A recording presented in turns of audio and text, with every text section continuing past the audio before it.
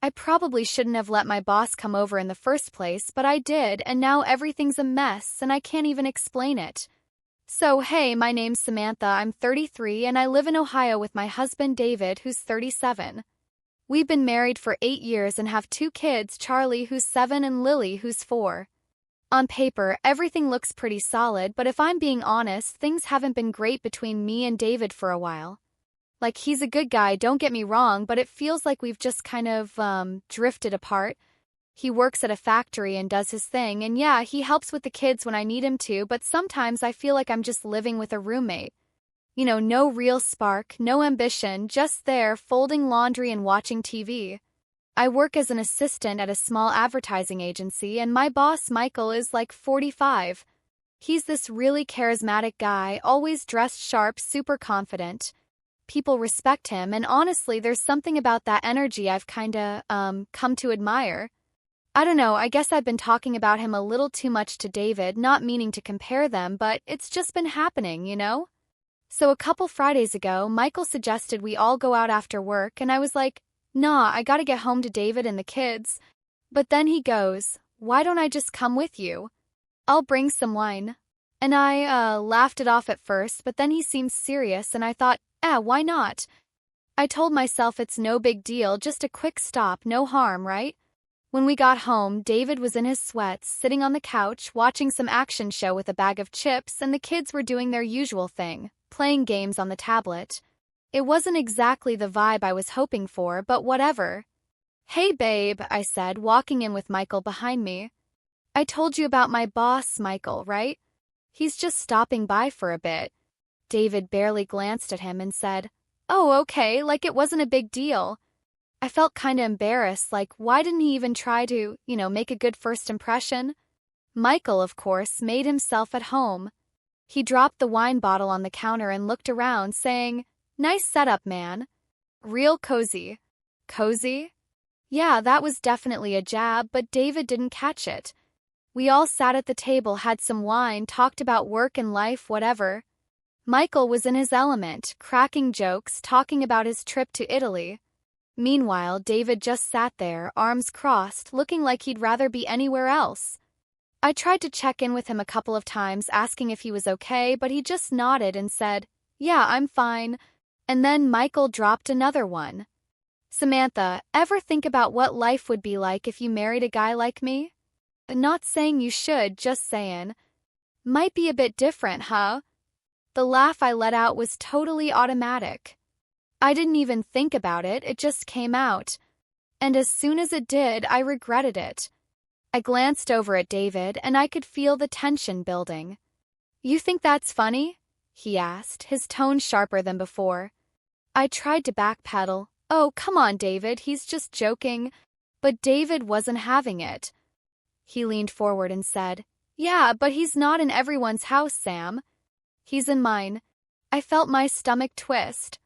We went quiet for a bit, and I could feel Michael getting awkward, like even he knew he'd crossed a line. But me? I couldn't let it sit.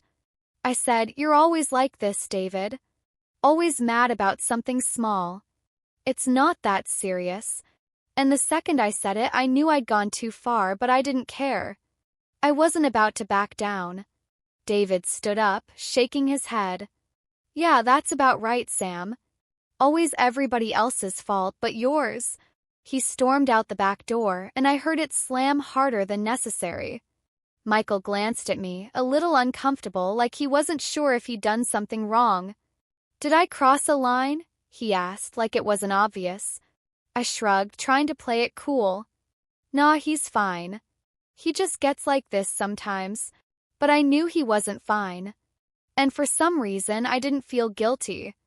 I just felt, frustrated. The next morning, David was gone before I woke up. No text, no nothing. I figured he was still mad, being petty. But I started to get irritated when he didn't reply to my texts. I kept telling myself he's just cooling off, but after a while I realized, what if he's serious? I called his friend Tim to see if he was with him. Nope. I checked Facebook, but he hadn't posted anything. No cryptic updates, nothing. Just gone. And then my phone rang. It was an unknown number. Hello, I answered, still trying to keep it together. Hi, is this Samantha Thomas? A woman's voice said. I froze. Yeah, who's this? This is Angela from Parker and Chase Law. We're contacting you regarding a legal matter for Mr. David Thomas. And that was it. I felt the air leave my lungs. Legal separation? He didn't even tell me. He just went ahead and did it. I dropped the phone on the counter and sat down slowly, feeling completely paralyzed. Kids were still in the other room, playing and laughing, totally unaware. For a second, I wanted to shout at them to be quiet, but I couldn't find the words. Everything just stopped. I sat there, staring at nothing, waiting for my phone to buzz, hoping it would be a message from David, but it never came. I couldn't believe it. I didn't have control over anything anymore. It was like the world had just shifted, and I was the last one to notice. The next few days were rough. I didn't hear from him. I didn't reach out either. I kept thinking he was waiting for me to apologize like I always do, but this time I wasn't going to. I wasn't going to let him think he had all the power over me. By the fourth day, I gave in and texted him. Are you done with your little break? The kids are asking where you are. Nothing. That's when it hit me. I started to realize something I'd never really considered before. What if he's serious? What if this is really it? I scrolled through his Facebook, looking for some signs, some indication that he was just being dramatic. But no, there was nothing. No posts about a new beginning, no cryptic bless statuses, nothing.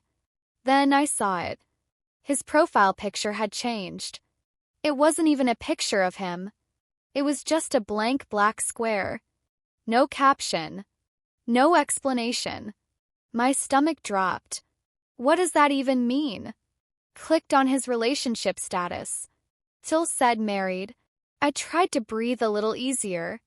I told myself he was just being dramatic. If he were serious, he'd change that first. That relief didn't last long, though. About 2 hours later, Emma came into the kitchen holding my phone. Mom, your phone's ringing, she said, handing it to me. I looked at the screen. An unknown number. I answered, still trying to act like everything was fine. Hello, this is Samantha Thomas? I asked, still folding laundry. This is Angela from Bailey and Myers Law, the woman on the other end said, her voice cold but professional. I'm calling regarding a legal matter for Mr. David Thomas. We are sending paperwork regarding the filing of a legal separation. I felt my heart drop right into my stomach. Wait, what legal matter? I barely got the words out. We're just confirming your address to send the legal paperwork, she said, and everything she said after that didn't register. You'll receive it within 2 to 3 business days. Click. The phone dropped from my hand. I couldn't process it. Legal separation? What the hell? He didn't even tell me he was planning this. He just did it. I stood there frozen while the kids were still laughing in the other room. I wanted to yell at them to be quiet, but I couldn't get the words out. For the first time in forever, I realized I had zero control over anything. I sat down at the counter, staring at nothing. I kept waiting for my phone to buzz with a message from David, but it never came. The next morning, I was still waiting, still hoping. But when I woke up, David was already gone. No message, no text, nothing. I checked my phone to see if maybe he'd sent something in the middle of the night, but there was nothing. I knew he wasn't the type to just leave without saying anything, but it didn't stop the thoughts from creeping in. Was he really that mad? Was he serious about this legal separation? I brushed it off. He's probably just blowing off steam, I told myself. But, I couldn't shake that feeling. I started to wonder. What if he was really done? I tried not to obsess over it, but I couldn't help it. I started texting him. Me, you really not coming home? Seriously. No response. I tried again, me. I hope you're enjoying yourself wherever you are. Must be nice not having to deal with the kids all day. Still nothing. I felt this weird, twisted sense of satisfaction. See, this is why I don't feel bad about last night, I texted. If you're gonna act like this every time your feelings get hurt, I'm not walking on eggshells for you. I waited for him to text back. Nothing. Fine. Be like that, I muttered, tossing my phone on the couch and folding my arms, trying to look unbothered. But honestly, I was anything but. Every few minutes, I'd glance at my phone, hoping for something, anything. But there was nothing. And then I started imagining where he could be. Was he with his friend Tom? At his mom's house? A bar? Then the worst thought crept into my mind. What if he was with someone else? I shook my head, trying to push the thought away. He wouldn't do that. He wasn't that guy. I knew him better than that. But the thought kept nagging at me. What if he was? What if he was with some woman who understood him in a way I couldn't? That thought felt like a punch to the gut. If he really wanted to go down that road, then fine. Let him stay gone. I grabbed my phone, heart racing, and texted him one last time. Don't bother coming back tonight. I'm locking the door. I didn't even really mean it. But I knew it would hit him. It would hurt him. I sat there, staring at the screen for 10 whole minutes, waiting for the typing bubble to pop up. Something. Anything. I wanted him to say he was sorry. I wanted him to say he was coming home. But nothing came. By 1 a.m., I was pacing around the house. I checked the door. I didn't lock it, but I wanted to. I was sitting at the kitchen table, scrolling through Facebook, trying to distract myself. But my eyes kept drifting to the clock. Then, at 1:23 a.m., I heard it, the sound of a car pulling into the driveway. My heart jumped into my throat. I stood up, fast, like I'd been waiting for this moment all night. I stood by the door, hands on my hips, ready for the confrontation. I heard the keys in the lock, and then there he was. When the door opened, I expected him to look guilty, but he didn't.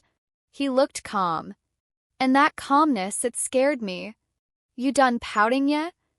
I asked, my voice sharper than I meant it to be. He didn't answer right away. He set his keys down, took off his jacket, and just stared at me like I was some stranger in his house. I'm tired, Samantha, he said quietly. That stopped me cold. I was ready to argue, but something in his tone made me freeze. It wasn't the tired from a long day kind of tired. It was deeper, like he was done. I stood there, arms crossed, trying to act like it didn't matter. Yeah, well, you're not the only one, I snapped. You think I'm over here living some perfect life? He didn't flinch. Normally, he'd shoot back with some sarcastic remark, but this time he just stared at me like he was seeing me for the first time. You know, he said quietly, shaking his head, I don't think you even know what you want. But I do now. That hit me hard. My heart dropped straight to my stomach. What's that supposed to mean? I asked, squinting at him, trying to figure him out. But I didn't get it. Not this time. He didn't answer. Instead, he walked into the bedroom, grabbed his duffel bag, and started packing. Packing. I stood there, frozen. I couldn't process it. He wasn't really doing this. He was just mad, right? This had to be a show, but nope. Where are you going, David? I asked, my voice rising. Where do you think you're going at 1 o'clock in the morning with a duffel bag like you're some action movie hero? I tried to laugh it off, but it didn't feel right. He didn't look at me. He just folded a pair of jeans and slid them into his bag like it was any other day. David, I said again, slower this time. Where are you going? He finally looked up at me, and that look told me everything I needed to know. The look a man gives when he's done talking, when everything changes. I'm not coming back, he said, zipping up the bag. My chest tightened. I felt like I couldn't breathe. You're not serious, I said, stepping forward, trying to grab the bag. But he pulled it back from me. I'm not going anywhere, I said, my voice shaking. But he walked past me toward the door. I stood there, scrambling for something to say that would make him stop. Are you really just going to walk out on your family? I yelled, following behind him. You're a grown man, but you can't handle a disagreement without packing a bag? He glanced back at me, his eyes calm but sharp. Yeah, I'm walking out on you. And not my kids. My jaw dropped. Oh, so now you're father of the year? Since you stopped being a wife and started being my competition, he fired back. He opened the door and stepped outside. That hit harder than anything he'd ever said. It stung. More than I wanted it to. I stood there, watching him walk out, and it stung more than I expected. I didn't know what to say, what to do. My heart was pounding, my mind spinning. Was this really happening? Did I just push him away so far that he couldn't come back? I couldn't just let him leave, could I? I should have said something, but, my pride wouldn't let me. You want a submissive little housewife who bites her tongue all day? I yelled, stepping halfway out the door. Go ahead, go find her, David. I was yelling now, the words coming out faster than I could think. He turned around, looking at me dead in the eyes. I don't want a submissive wife, Samantha, he said, his voice calm like he was done. I just want a peaceful one. That hit me like a ton of bricks. My mouth opened, but nothing came out. I couldn't say anything back. He just walked down the steps and kept going toward his car like everything was already over. I stood there, frozen. I could have said something. I should have said something. But no, I couldn't. My pride was screaming at me to stop, to not let him see that I was cracking, but it was too late. I just stood there, arms folded, trying to convince myself that everything would be fine, that he'd come back. You'll be back, I muttered. My voice wasn't as loud this time. I sounded like I was trying to convince myself, but I wasn't sure I believed it anymore. David didn't turn around. The engine started and my heart raced faster. It wasn't like before. He wasn't coming back tonight. But still, I stood on that porch, arms crossed like I had it all under control. David pulled out of the driveway without hesitation. No pause, no second glance. When the taillights disappeared down the street, it hit me all at once. He's really gone. I went back inside, slamming the door harder than I meant to. I leaned against it, my heart thudding in my chest. I could feel tears starting to build up behind my eyes, but I fought them back. No, don't cry. You didn't do anything wrong. I sat down on the couch, phone in hand, waiting for a message. Something. Anything. But nothing came. I refreshed the screen again, then again. No message. No missed calls. Just nothing. Felt like everything was slipping away from me, but I couldn't admit it. Not yet. I sat there, hoping to hear that familiar buzz, but it never came. The next few days were a blur. I didn't reach out. I knew he was still mad, and I couldn't be the one to cave first. I had to prove I wasn't going to beg him to come back. I waited. And waited. And waited. By day 4, I couldn't take it anymore. I texted him. Are you done with your little break? The kids are asking where you are. Till nothing. That's when I realized maybe he wasn't just mad.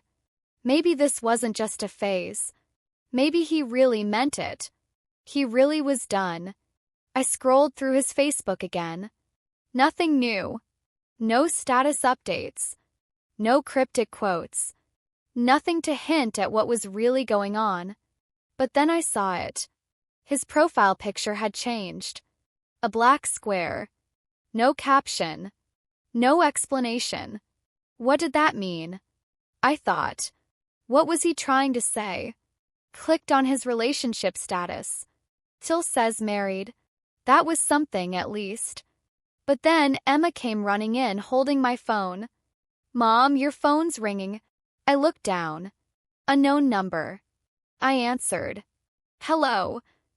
Is this Samantha Thomas? A woman's voice asked. Formal. Cool. This is Angela from Davis and Reed Law Firm. I'm calling regarding a pending legal matter for Mr. David Thomas. My heart stopped. What legal matter? I asked, feeling the panic rising. I'm just confirming your mailing address, she said. We'll be sending paperwork regarding the filing of a legal separation. You should receive it within 2 to 3 business days. I couldn't breathe. Legal separation? He didn't even warn me. He didn't say a word. He just went ahead and did it. I dropped the phone. I couldn't process it. My kids were still playing in the living room. They had no idea what was happening. I wanted to tell them to be quiet, but the words wouldn't come. I just sat there waiting. For what? I don't know. A message? A sign that everything was going to be okay? But nothing.